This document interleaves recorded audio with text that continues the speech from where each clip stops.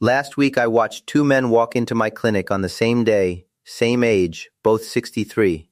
The first man walked in slowly. He gripped the doorframe to steady himself. He sat down carefully like he was afraid his own body might betray him. When I asked how he was doing, he said, "Dr. Thomas, I'm just getting old." The second man walked in like he owned the building. He sat down without hesitation. His eyes were sharp. His grip was firm when we shook hands. When I asked how he was doing, he smiled and said, "I'm just getting started." Same age, completely different men, and the difference between them had nothing to do with luck, nothing to do with genetics. It came down to 7 specific abilities, 7 things one man could still do and the other had quietly stopped doing years ago. If you can still do these 7 things, you are not just surviving your 60s, you are dominating them. Here is what most men over 60 have been told, directly or indirectly, by the world around them. That decline is inevitable. That weakness is just what happens. That the best years are behind them, and the only job left is to manage the fall gracefully. I am here to tell you that is one of the most dangerous lies a man can believe. My name is Dr. Thomas. I have spent 12 years working with men over 60 in clinical practice, and what I have seen over and over again is that age does not weaken men. Stopping does. So let us find out exactly where you stand right now. Today, I am going to walk you through 7 abilities, 7 specific tests. As I go through each one, I want you to be completely honest with yourself. Not because this is a judgment, but because awareness, real, honest awareness, is the first step toward either protecting what you have or rebuilding what you have lost. And here is the most important thing I need you to understand before we begin. Every single one of these abilities is trainable at 60, at 70, at 80. None of them are fixed. All of them are within your control. Let us begin. Marker number 1, the rising test. Your functional strength. Can you get up off the floor without using your hands? Not slowly, not using a chair, not rolling to the side and pushing yourself up with both arms. Straight up from sitting on the floor, using your legs alone. Try it right now if you can. Because if you can do this easily and without hesitation, you are already ahead of more than 65% of men your age. This is not a party trick. Researchers in Brazil studied over 2,000 men and women and found that the ability to get up from the floor without support is one of the strongest single predictors of how long a man will live. Not how far he can run, not how much he can lift. This one movement. Why? Because it requires leg strength, hip mobility, core stability, and balance, all working together at the same time. It reveals your total functional reserve, the engine your body uses to keep you independent, active, and alive. In my 12 years working with men over 60, I have seen this test reveal more about a man's true health than almost any lab result I have ever ordered. The men who can get up cleanly are the men who are still living on their own terms. The men who cannot are usually the ones who stopped asking their bodies for anything challenging years ago. If you struggle just now, do not spiral into excuses. Start sitting on the floor every single day. Not on the couch, not on the bed, the floor. Make your body remember what it already knows how to do. Within weeks, you will feel the difference. Within months, other people will see it. Marker number 2, the walking test. Your heart and joint vitality. Can you still walk for 30 minutes without your joints stopping you? Not running, not hiking. Walking, 30 continuous minutes. No stopping because your knees gave out. No sitting down because your hips seized. No breathlessness that forces you to the nearest bench. If you can walk for 30 minutes and feel capable, not destroyed, at the end, your cardiovascular system and your musculoskeletal system are still communicating the way they are supposed to. That matters more than almost any other marker I will share with you today, because walking is the foundation of independence. It determines whether you can travel, whether you can visit your grandchildren without counting every step, whether you can move through the world on your own terms without needing someone to slow down for you. I have sat with men in my clinic who told me they stopped walking regularly because their joints hurt a little. 5 years later, they could barely walk to the end of their street. The joint did not destroy the walking. Stopping the walking destroyed the joint. That is the hard truth most men never hear until it is already late. Men who walk freely, live freely. It is that direct. If 30 minutes is beyond you right now, start with 10. Add 2 minutes every week. Your body will adapt faster than you think, because it was built for this. Movement is not punishment. Movement is maintenance, and no machine runs well when it sits idle. Marker number 3, the wanting test. Your sense of purpose. Can you still wake up most mornings wanting something? Not every morning, not perfect mornings, most mornings. A project you are working on, a person you want to see, a problem you want to solve, a place you want to go, something that pulls you out of bed with direction rather than obligation. This is the marker most men never expect to see on a list like this. But I am putting it here because in 12 years of clinical practice, I have watched the loss of purpose kill men faster than almost any disease I have treated. When a man loses his sense of wanting, when every morning feels flat, identical, without pull, his cortisol rises, his testosterone drops, his immune system weakens, his cardiovascular health deteriorates. The body follows the mind into surrender. It does not wait around and hope things change. It begins preparing for an ending the man has not consciously chosen yet. But when a man wakes up with something to move toward, every biological system in his body receives the signal. Keep going. We are not finished here. I have seen this clearly in my practice. The men who age well almost always have something they are building, protecting, or working toward. They have skin in the game. They have a reason beyond simply not dying. If you have lost that sense of wanting, start small. Do not try to engineer a grand purpose this week. Find one thing, one project, one person, one direction.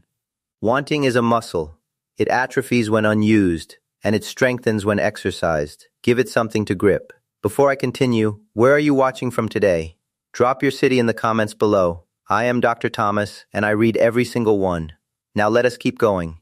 Marker number 4, the grip test. Your physical power. Can you still carry your own groceries with both arms and not feel it for 3 days? 2 full bags, 1 in each hand, up the stairs and into the kitchen. If you can do this without your arms shaking, without your back seizing, without needing to sit down immediately after, your grip strength, shoulder stability, and posterior chain are still functioning at a level most men your age have already lost. Grip strength is one of the most studied markers of aging in all of medical science. Study after study confirms it. The strength of a man's grip predicts his risk of heart attack, his rate of cognitive decline, his risk of disability, and his overall lifespan, more accurately than blood pressure in certain populations. I have seen this replicated in my own patients across more than a decade of clinical practice. The men with strong hands are almost always the men who are still living independently, still driving themselves, still doing things for other people instead of needing things done for them. They are not passengers in their own lives. They are still at the wheel. Your hands tell the whole story. Strong hands mean strong muscles, strong connective tissue, and a strong nervous system. Grip does not lie. It cannot be faked, and it cannot be purchased. It is earned. If your grip has weakened, start today. Squeeze a rubber ball. Use a hand gripper. Roll a towel and squeeze it for 2 minutes a day. The research on how rapidly grip strength responds to targeted training will genuinely surprise you. The body responds when you give it a clear signal. Give it 1. Marker number 5, the memory test. Your brain sharpness. Can you still remember the name of someone you met last week? Not a lifelong friend, not someone you see every day, someone you met once, 7 days ago. Can you recall their name without someone prompting you?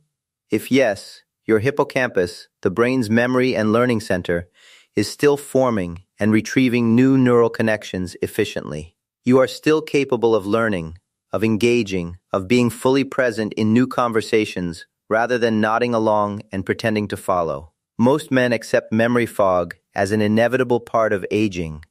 It is not, and as a physician I want to be direct with you about this. Forgetting names, misplacing objects, living in a mental haze, these are symptoms, not sentences.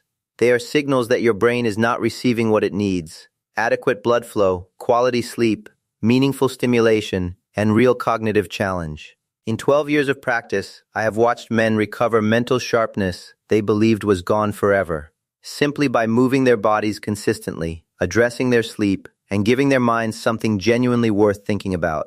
Not crossword puzzles, real problems, real conversations, real learning. The fastest way to protect your memory is also the simplest. Move your body every day. Learn one new thing every week. Have real conversations, not just background noise filling the room. Engage with ideas that challenge you. Your brain is plastic at 60, 70, and beyond. It reshapes itself based on what you demand from it. Use it like you intend to keep it, because you do. Marker number 6, the composure test. Your emotional strength. Can you still have a difficult conversation without shutting down or exploding? Someone challenges you, disagrees with you, disappoints you, tells you something you do not want to hear. Can you stay in the room? Can you listen without going cold? Can you speak without going nuclear? This is emotional regulation, and it is one of the most underrated markers of a genuinely strong man over 60. Many men arrive at this decade carrying 40 years of unexpressed frustration, grief, and disappointment, and the body keeps the score whether the man acknowledges it or not. Chronic emotional suppression elevates cortisol, damages arterial walls, disrupts sleep architecture, and accelerates cognitive decline. A man who cannot regulate his internal state is not just difficult to be around. He is actively accelerating his own deterioration. I have had patients come to me with chest pain, hypertension, and chronic insomnia, men who had been to 3 other specialists and found nothing wrong. When we sat down and actually talked, the real diagnosis was 4 decades of emotion that had never been given anywhere to go. That weight does not disappear, it gets stored, and eventually, the body presents the bill. But a man who can sit in discomfort, who can receive hard information and respond with clarity and measured words, that man has built something most men never develop: genuine emotional discipline. And the research is unambiguous. It is a real, measurable predictor of longevity. If this is your weakest marker, start with the simplest tool available. When you feel reactive, breathe before you speak. 4 seconds in, 4 seconds out. It sounds minor. The physiological effect on your nervous system is not minor. That 4-second pause is the difference between responding and reacting. And over time, the difference between a man who leads himself and a man who is led by his own unresolved past.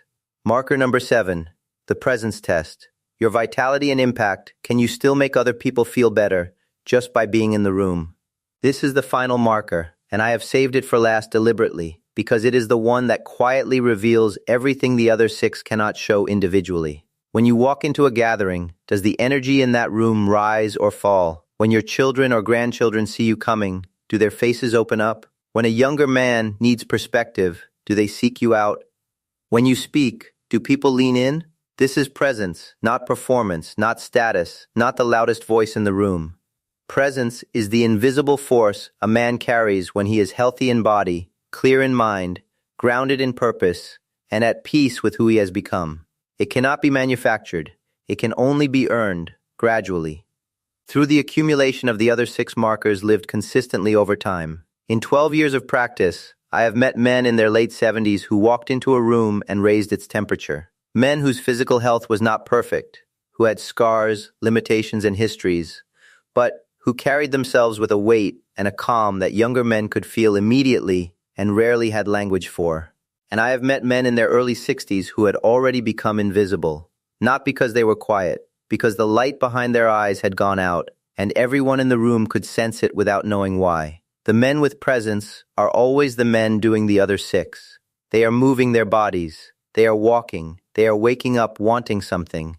They are strong in their hands and clear in their minds. They can hear hard things and remain steady. And as a result, they give off something rare in a man their age, the signal that they are still here, still building, still fully engaged with being alive. That signal is contagious. It raises the people around them. It gives other men permission to believe that 60 is not a ceiling. It gives younger men something worth aspiring to. And it gives their families a center to come home to, not a burden to manage, but a foundation to stand on. So where do you stand? Go back through all 7. Be honest with yourself, not brutal, not dismissive, honest. Which of these can you do without hesitation? Which ones made you pause? Which ones made you quietly uncomfortable? because you recognized yourself in the wrong column. Here is what I have learned after 12 years of sitting across from men at every stage of this journey. The men who thrive in their 60s, 70s, and beyond are not the men who were gifted with the best genetics or the most favorable circumstances. They are the men who refused to accept the narrative that decline was mandatory. They are the men who looked at their bodies as tools still worth maintaining, their minds as assets still worth sharpening, their emotions as forces still worth governing, their presence as something still worth building. Every single ability on this list is trainable. Every single one responds to effort. And the research on this is not theoretical. I see it in my clinic week after week. Men who were told by other physicians, sometimes even by their own families, that their best days were behind them, who came back 12 months later and were unrecognizable.